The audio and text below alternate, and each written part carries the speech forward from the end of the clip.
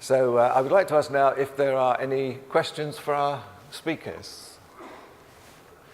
If as usual, you could state your name and company and then your question. So there's a microphone. Yeah, Barry McElhinney from the PPA in London. I'm slightly biased. Congratulations, Marius. I thought it was terrific.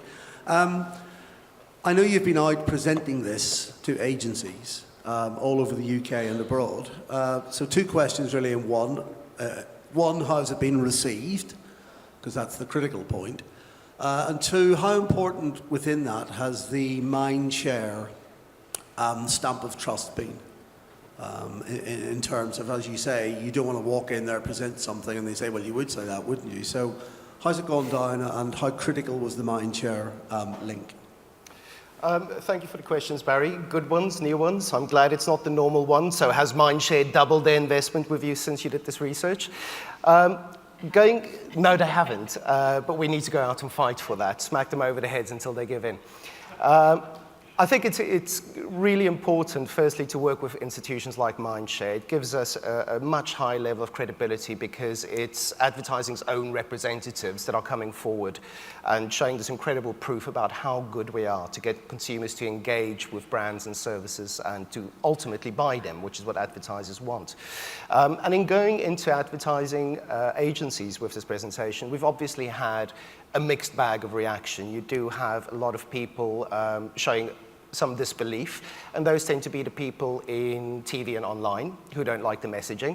And we've obviously had a really positive reception from this, from the guys who work on the print side of things within agencies.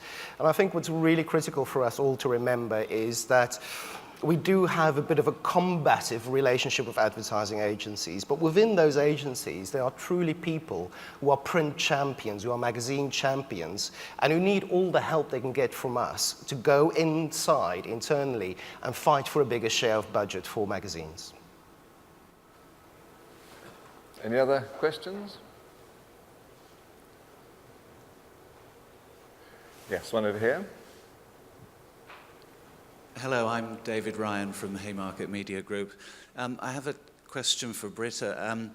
Where you're referring to the ROI on the expenditure by advertisers, I'm wondering if that was based on the rate card for each of those 25 titles, or whether it's what the advertisers are paying in practice, and therefore, it amounts to a different percentage. That's a good question. All of the magazines that were in the campaigns were Meredith titles, and all of the budgets were based on what they actually paid. So it was actual net advertising spending went into the calculation. Any more questions?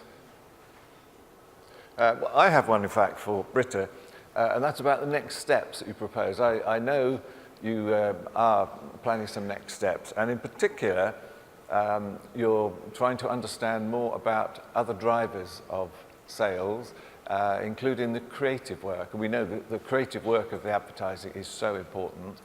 Can you tell us how you're thinking of assessing that in your future work? Sure. I think what we'd like to be able to bring back to the ad community, kind of the way you're doing, is to be able to give them best practices. What is it that drives that increase in sales? And we looked actually at a number of different factors that could drive sales. It could be the product itself, so the purchase cycle, or the cost of the product, or something about the product, or it could be something about the campaign, how much money they're spending, what their flighting is. Or it could be the messaging. So we took all of those factors and we did a correlation analysis and actually found that the creative is actually one of the main drivers, which should be obvious.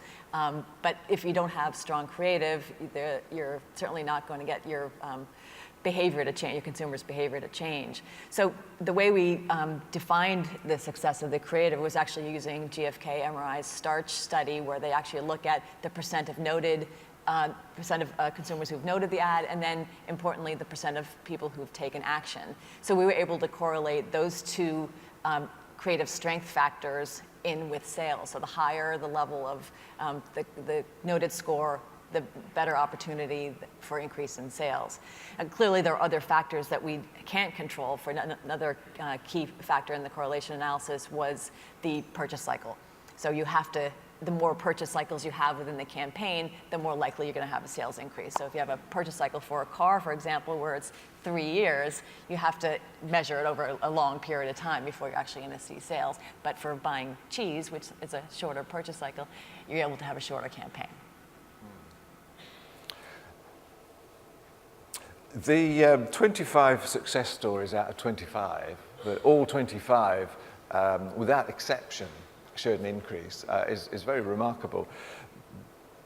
Did you vet the campaigns you were prepared to guarantee in terms of creative work or anything else? I mean, I'm thinking, for instance, if the creative work was abysmal, which occasionally it is for a campaign, your actual case study would probably bomb, wouldn't it? So did you do any filtering of the campaigns that you studied? You know, it's interesting.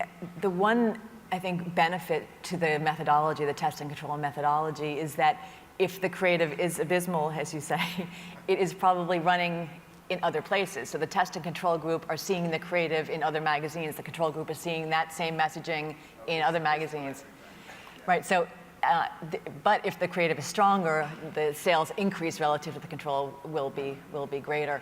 And I think what's, in terms of our next steps is to take an opportunity. We've been focusing on Nielsen and the CPG, consumer packaged goods categories because of the home scan database that's available. But we're actually expanding the guarantee into other categories, including pharma. We have a database of prescription data, so we're able to track whether magazine advertising is actually driving people to their doctor, and not only to their doctor, but their doctor to prescribe a product for them.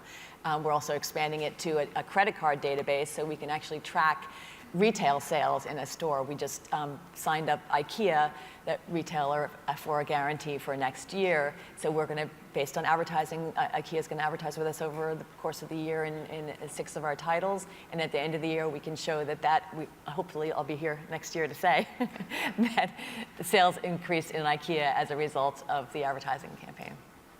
Good, well, thank you. I see we are running perfectly to time, if my watch is correct. So I'll draw this session to a close. I hope you found it very interesting material. And let's thank once again Marius and Britta for their contributions. Thank you.